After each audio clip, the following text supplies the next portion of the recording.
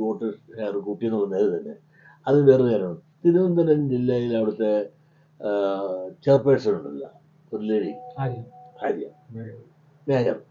Mayor കല്യാണം കഴിച്ചിട്ടില്ല, ചെറുതാണ്, വിദ്യാഭ്യാസം എന്നും പറഞ്ഞ് എല്ലാവരും കൂടെ പൊക്കിയല്ല. പുള്ളിക്കാരൻ വളരെ പൊങ്ങുകയും ചെയ്തു. ഈ പൊങ്ങച്ചത്തിൻ്റെ ദോഷം അവിടെ ഉണ്ടായിരുന്നു. ആളുകളുടെ പെരുമാറ്റം മോശം. ഒരു വണ്ടി വന്നപ്പോൾ ആ ഡ്രൈവറെ പിടിച്ച് നിർത്തിക്കൊണ്ട് ആ കേസെടുത്തില്ലേ?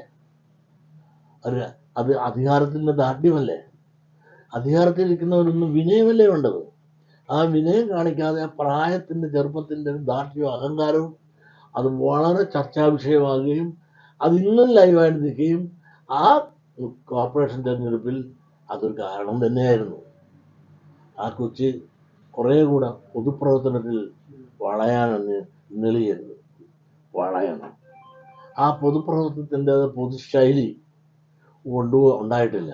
പ്രത്യേകിച്ച് ഇടതുപക്ഷത്തെ സംബന്ധിച്ചിടത്തോളം പ്രത്യേകിച്ചൊന്നും പറയാനുള്ളത്, ഭരണം എന്തെല്ലാം നല്ല നേട്ടങ്ങൾ ചെയ്തു വന്നു, നല്ല കാര്യങ്ങൾ ചെയ്തു വന്നു. എത്രയോ കോടി രൂപയാണ് അവിടുന്ന് ഇവിടുന്ന് കടമെടുത്താണെങ്കിലും ഈ രാജ്യത്തേക്ക് ഇൻവെസ്റ്റ് ചെയ്തിട്ട് പോലും അത് വേണ്ടത്ര താഴെ തലങ്ങളിലത് അറിയിക്കാൻ ഇതിൻ്റെ ആളുകൾക്ക് സാധിച്ചിട്ടില്ല.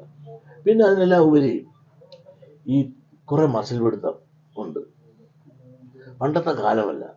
ആളോട് മാന്യമായിട്ടും സ്നേഹമായിട്ടും സ്വന്തം മക്കളോട് പോലും വിനയമായിട്ടൊക്കെ പെരുമാറിയാലേ മക്കൾ പോലും അല്ലെങ്കിൽ പോടാച്ചാന്ന് പറഞ്ഞ് പോണ കാലമാണ്.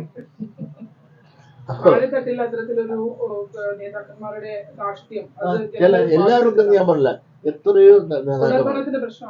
കാരണം അവരുടേതായ പെരുമാറ്റത്തിന്റെ താഴെത്തട്ടില് കുറെ കൂടെ വിനയമായി മര്യാദയായിട്ടും കൂടെ പെരുമാറിയിരിക്കാൻ തയ്യാറായാൽ ഇതിനേക്കാളും മെച്ചമാകും.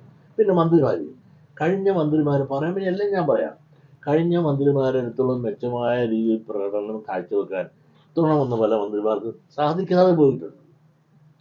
അതും ഒരു കാരണമാണ്.